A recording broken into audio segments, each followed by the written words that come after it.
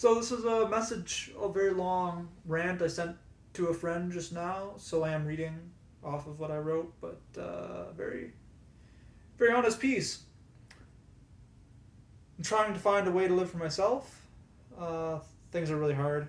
They gave me steroids earlier that help in the worst of times. I try to save them for just doing shit in the worst scenarios, but that's pretty much what today was in the last couple days, last week maybe. I'm just trying to find another way to be alive and like appreciate my life. But what I said to my friend was that I don't care anymore about the results of all my fucking goddamn tests and procedures and good news and bad news. It's just been 5 months of fucking bullshit. And I just got a bone marrow biopsy and aspirate done last week, which is shitty, and I have to do another one again tomorrow. In like fucking 6 hours from right now. And instead of sleeping in, I'm just dancing in my living room. So I feel better than I did earlier, like much, much better. But the symptoms are horrible. They're much, much, much worse than being dead. Like, it's just a shit life, to be honest. And like, I try to take comfort in like, dying would be like a sweet kind of sleep, or maybe there's like an afterlife or reincarnation. I don't believe in any of that fucking nonsense because it's insane to think of. But I gotta tell you, like, the closer I get to what would be dying is the more I think about it all the fucking time. And I hope there's a fucking afterlife. I hope there's a fucking reincarnation. I haven't believed in any of that shit since I was 6, but I've thought about dying a lot. It kind of gave me like existential dread before I even got diagnosed with AML. It's just so unlikely. I knew like when I was a fucking kid how fucking unlikely it was. It's just always kind of been bullshit. But both are such a comforting idea. I really want it to be true. I've always liked the idea of like reincarnating because you get a second chance to do everything you already did. And I've always liked the idea of an afterlife because you get to watch over the people you love and you get to be with all the people you love and people you didn't even know maybe, after you die. It's nonsense, obviously. It's complete nonsense. Doesn't make any sense, but it's a really, really comforting idea. And the closer I get to all these fucking times where I'm like half dead laying in a bed, I just think about what it's like for it to end. In the last 7 days, I've had a lumbar puncture, which is a spine needle where they take spinal fluid and they inject chemo. Gives you really bad headaches, makes you nauseous and shitty feeling. I've had a bone marrow biopsy where they drill into your hip bone and they take a piece of your bone and a piece of your bone marrow for aspirate. I've had a Hickman line insertion, which is a hole in my chest and my neck, where they insert a line so they can do what would be transplant in 2 days if I'm in remission. And I have to do another biopsy tomorrow because the biopsy I did 6 days ago is not fucking whatever the fuck. It's not insufficient cells. It's not a good enough sample. I have to do it again. So yeah, fuck my asshole. That's shit.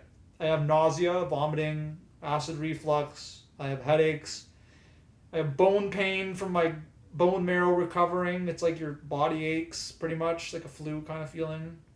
And then obviously pain in all the holes and cuts that are in me. So I don't even care about the pain in the holes and cuts because the first 5 things that make it unlivable.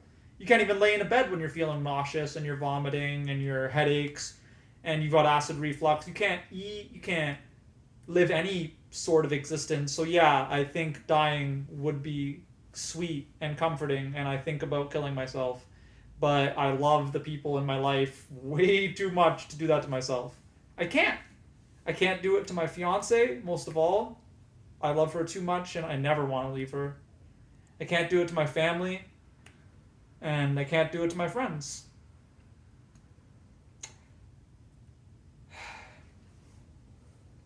So my life is impossible to live in right now. It feels impossible to live in.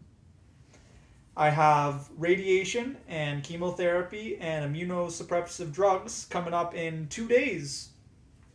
So I'm not even recovered from my last round of chemo. And I have to do stuff that I've never done before. I've never done radiation. I've never done immunosuppressive drugs. And I've never done chemo. I've done chemo. And I'm doing it again, even though I haven't even recovered from the last round. So it's hard to just feel like, what, I'm just supposed to, what, put up my fists for like round 4, the final fucking fight? Am I supposed to feel motivated? Like, fuck yeah, I want to be in remission so I can fucking do all this stupid shit again? No. I don't feel like that. I don't care. I can't care anymore. It's just as nice to fucking die as it would be to get another shot at living. It, as far as I'm concerned, it'd be a weight off my chest to not do transplant. Fuck doing another round. If I'm not in remission, I'm not doing another round of chemo. I'm not doing that shit again. What are the chances that I'm in fucking remission? Like nothing? I can't. I can't do that again.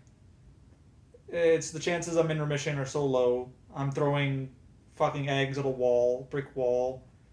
So yeah, if I'm in remission, I'll do transplant. I'll shoot my shot again. I owe it to my friends, my family, my fiance. I owe it to myself of the last 5 months for doing all this stupid fucking shit that I never thought I would do.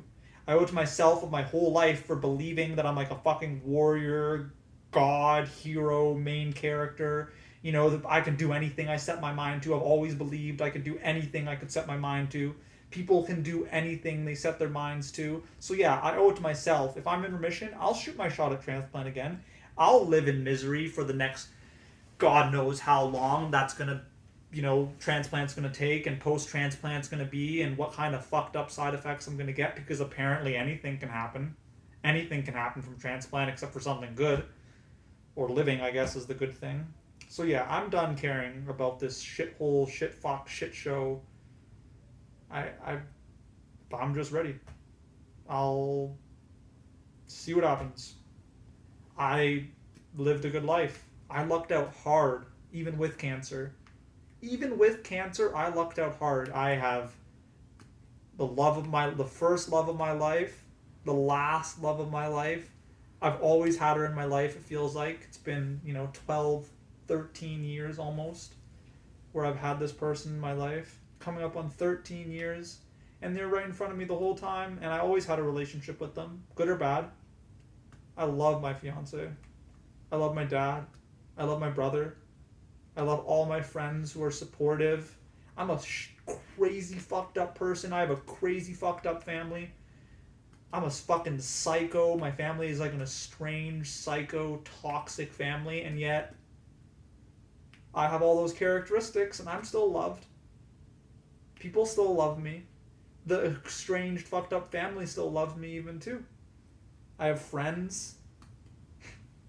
I never was afraid of doing anything. I did stupid shit all the time because I was like, I'm invincible. I'm young and I'm invincible. So I lived a full life. I lived a full life in 10 years, never mind 24.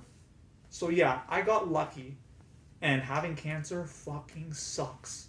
And it's unlucky. But my whole life, it all balances out to still being positive.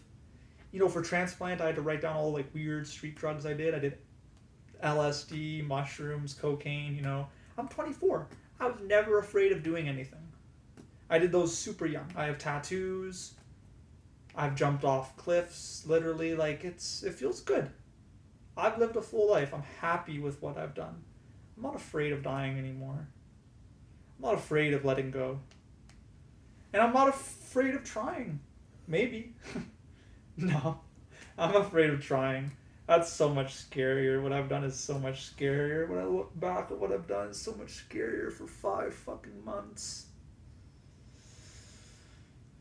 I'm ready to go. One way or the other. Happy, sad. Dancing in my living room. In a hospital bed, just half dead. I'm ready to go. And I'm ready to try again.